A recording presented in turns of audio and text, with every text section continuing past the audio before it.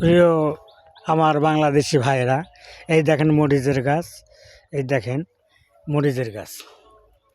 এই মরিচ দিয়েই আমার সোনার বাংলা দেশ বাঁচে। এই মরিচের দিয়েই আমাদের কত রকমের জিনিসপত্র খাওয়া হয়। আজ আমরা কৃষকের দাম দেই না, কৃষকের মূল্য দিতে গেলে এই জন্যই তো বঙ্গবন্ধু বলেছিলেন, কি বলেছিলেন, যে এই দেশ নষ্ট করেছে শিক্ষিতরা, তাই বলে পাইকারি দরে শিক্ষিত না, কিছুটা শিক্ষিতের জন্য দেশ নষ্ট।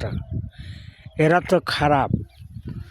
কোনোদিন কৃষকরা দালালি করেনি, কোনোদিন কোনো শ্রমিক দালালি করেনি, দালালি করছে শিক্ষিত। এই জন্যই বঙ্গবন্ধু বলে গেছেন, শিক্ষিতরাই আমার, তারাই তো দেশটা নষ্ট করেছে।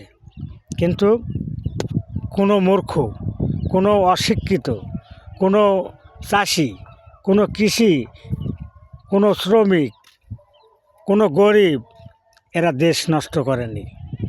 দেশ নষ্ট করেছে শিক্ষিত লোক। কী কারণে বলেছে? কতকগুলো শিক্ষিত লোক, কিছুটা শিক্ষিত, তারা দেশকে ধ্বংস করার জন্য থাকে। কিছুটা শিক্ষিত লোক, সমস্ত শিক্ষিত লোকে বলছি না, যারা শিক্ষিত হয়েছে তারাই তো শিক্ষিত ভাই।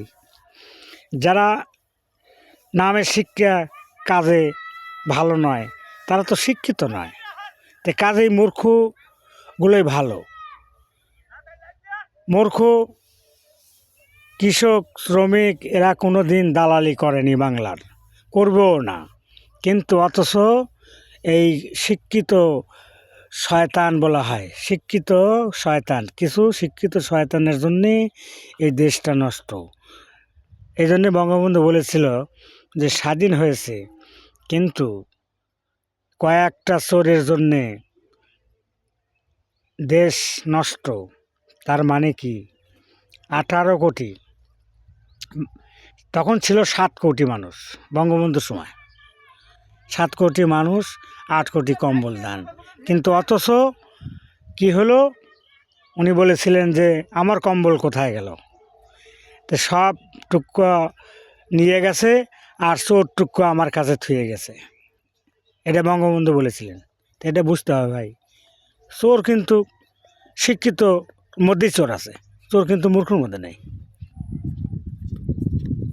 চোর শিক্ষিতর মধ্যে আছে, কিন্তু কৃষক, শ্রমিক, গরিব এরা কোনো দিন দালালি করে না, এরা দেশকে নষ্ট করতে চায় না, এরা দেশের জন্য জীবন দিতে রাজি।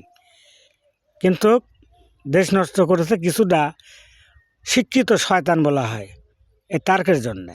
কিছুটা শয়তান, কিছুটা শিক্ষিত, সমস্ত শিক্ষিত নয়। এটাই হলো দেশের অভ্যন্তরীণ কারণ। এই দেশকে ভালোবেসে গেছেন, আমার সোনার বাংলা আমি তোমায় ভালোবাসি, চিরদিন তোমার আকাশ তোমার বাতাস আমার প্রাণে বাজায় বাসি, সোনার বাংলা। এই দেখেন, এমন একটা সময় আসবে, এমন একটা সময় আসবে, কেউ মাটির ঘর করবে না, সবাই ইট পাথর এইসবের ঘর করবে। কেননা এই ইট দিয়ে ঘর হবে প্রতিটা গ্রামে গ্রামে গঞ্জে, আর মাটির ঘরের কথা নাই। দিনটাই বদলে গেছে ভাই।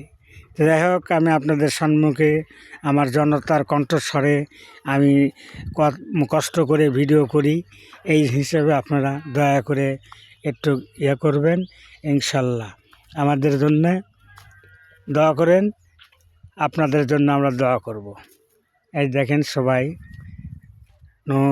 সবাই দেখেন জমিতে পাউস দিচ্ছে, কেউ পাউস ঢালিচ্ছে, কেউ মাটি যাচ্ছে, কেউ বকরি চড়াচ্ছে, কেউ বকরি দেখিচ্ছে। এই একজন এক কাজে লিপ্ত হয়ে গেছে। এই বলে আমার ব্লগ বন্ধ করে দিলাম। ইনশাল্লাহ, খোদা হাফেজ।